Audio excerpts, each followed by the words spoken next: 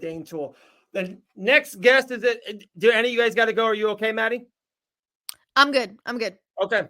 All right. Let's bring on stellar weekend at UFC 309. It's crazy. I didn't realize 10-1 as a record, 4-0 under the UFC. Absolute superstar. Let's add on Marcus McGhee to the show.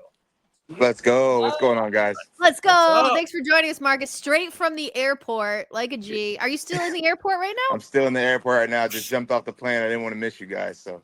You're the best. Thank you. Well, wanted to give a huge congratulations for officially being ranked. So that must feel incredible. It only took you 4 fights. Just tell me how that feels.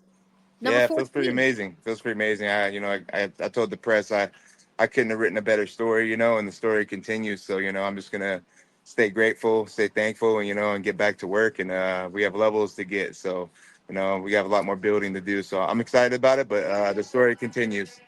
I love that. Well, in one of the deepest divisions as well. Like, I think 135 and 155 have been just consistently these incredibly tough divisions. So to be ranked so early on in your UFC career, did you kind of plan out fighting a guy like Jonathan Martinez? Were there certain matchups that you've been like looking at in the rankings that you wanted, or did it just fall into place? That just happened. Honestly, I wasn't gonna shy away from any opportunities that they sent me. I was just down to fight. I needed to fight. I've been looking to fight. I want to test myself. Training is great, and I love being able to train as active as I've been able to and grow.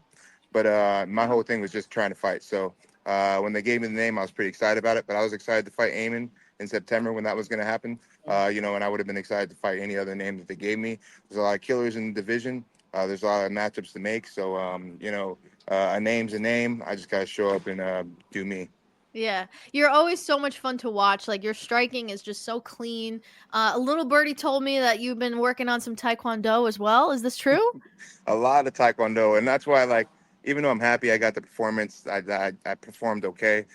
It wasn't the performance I was looking forward to. I feel like I really limited myself to my strike, to my boxing, and I have a lot of other tools that I could use. So the fact is, I have been working on my Taekwondo a lot, and I didn't throw in one spinning kick. I didn't throw one crescent kick. I didn't throw a lot of different things that we've been working on. So I'm looking forward to getting back with Abel, my Taekwondo coach, and continuing to chop some wood with him. I love that. See some more spinning shit. Yes, spinning shit. Speaking of kicks, though, I got to know, being in there with a guy like Jonathan Martinez, how hard are the low kicks? Yeah, they're pretty hard, especially when he lands in the right spot. Because there's a couple I was like, okay, that's not that bad. I thought it was going to be good. And then he caught the one spot. And I was like, man, that one did it. I better not get hit there again. Then I got hit there again. And I was like, oh, man, let's not get hit there again. And then I got hit there one more time, So it was like I had to power through it for sure. But that was a perfect example of, there's levels to this, right? Like, you could have easily kind of not bowed out, but gotten really affected by those leg kicks. But instead, you kind of just adapted the game plan. Talk to us about how important it is to adapt in the moment as a fighter. Yeah, I think that's a huge part. I think being present is one of the most important things as a fighter, period. We only have 15 minutes in there. And even though there's so much lead up to it, so much build up to it, we almost forget that 15 minutes goes so fast. Yeah. So that was my thought process in the moment too, was just like, man, yeah, I'm hurt, but I can be hurt for the next 3-4 minutes and still be all right. And honestly, even when I was thinking, I was like, man, I want to get him out of here. It'd be dope to be hurt and then get him out of here still while I'm hurt. So I was trying to throw for the fences and, hopefully land one. But I landed a couple good shots. I think that deterred him from keeping on that leg. But I just couldn't get in there and do the work I was trying to do. Yeah. The great Uncle Chael Sonnen always says, when you beat someone, you take everything from them, right? Jonathan Martinez, his last fight before you, Marcus, he was the co-main event. He was the betting favorite against Jose Aldo. That just happened before you. You just won. You're 4-0 under the banner, like I said earlier. You got to just feel all that. You just got to feel more confident than I think ever. You feel all that momentum right now for you physically and mentally? It's great, I do feel it, but and I appreciate the moment, but like my confidence is in what Jesus Christ did for me on the cross, and I really stand by that. It's not in the work that I'm doing; it's in the work that He's already done. So, for me, that's where my mind stays. It doesn't really veer too far off from that. And even though this is all great, and I'm excited, and and it's cool, that's the most important thing to me. So, I just got to keep on working, keep on putting my faith in Him, put my faith into the right things, my mind into the right things, my family, and the story that He writes is always gonna be better than my story. So That's great. Yeah, let's see that hat you got on. That's a dope hat, man. thank you. Yeah, this is getting put on the website here soon. Hard work got first, and trying to come up with some good merch that's like that shows my faith as well, but also that I can put on the site and mess around with. So it's been pretty cool. This is the only one I got right now though. So one of one. Let's go. When you get that link, send it through to us. Send it to Elle or Maddie, whatever. Send it to us. We'd love to shout it out, push it. We'll definitely get a couple for sure. We'll get the hats on the wall for sure. Yeah. Okay, absolutely. I will. I definitely will. I got a bunch of shirts. I got a bunch of shirts and different stuff on my website and everything like that. This is just one of the hats. Love it. My last one for you, and then girl, if you have anything else, almost right after your fight, Donald Trump walked out. Did you hear? Were you around? Did you see? Did you guys cross through any of that?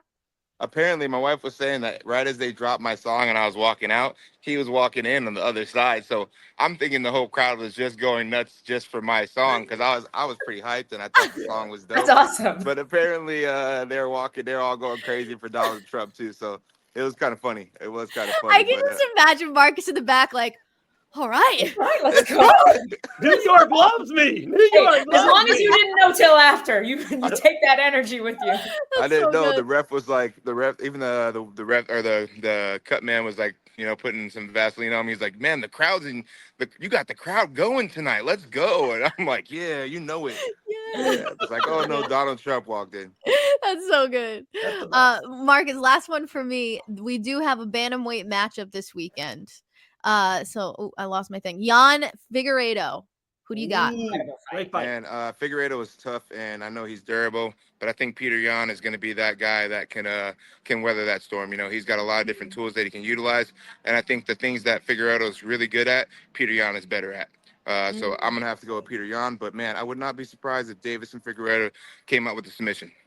Okay, yeah. I mean, I feel like not enough people are talking about this fight. I think this is going to be a good one. This is going to be really good. I think so too. Yeah, I think they just doubt where Figueiredo's at, and they forgot who Peter Yan is. I don't know how, but these people they forget pretty quickly. Peter Yan's a savage, and Figueiredo is no joke either. So I think they're going to be in for a treat, to say the least. Mm-hmm. I feel like MMA fans, if you win, you're literally John Jones, and if you lose, you should be cut. If there's no middle ground in the game, the MMA fans are fickle. They are fickle. It sucks that that's the case, and honestly, I appreciate them because they pay the bills, but at the same time, that's the truth. That's why we can't hold on to too many things that get said, because even if it's good, it'll be bad whenever it's bad, and when it's bad, it'll be good, and they're going to be all over the place. So focus on the things that are important, Love Grant has some messages on his Instagram, Dave, and I'm sure you probably have this too, where somebody will he'll win a fight and it'll be like, oh man, like just such a big fan, blah, blah, blah. He'll lose the next one. And in the same message thread, like he hasn't responded the message right after. It's like, oh, you freaking suck. You're the worst. And then they'll win another fight. And then the next one, like the 3 messages in a row is like, I love you, man. I hate you. It's ridiculous. It's like, did they not see the thread when they sent the next message? But I'm sure that's emotional. why. They're emotional. And I'm sure your faith in God definitely helps you. 100%. It's crazy.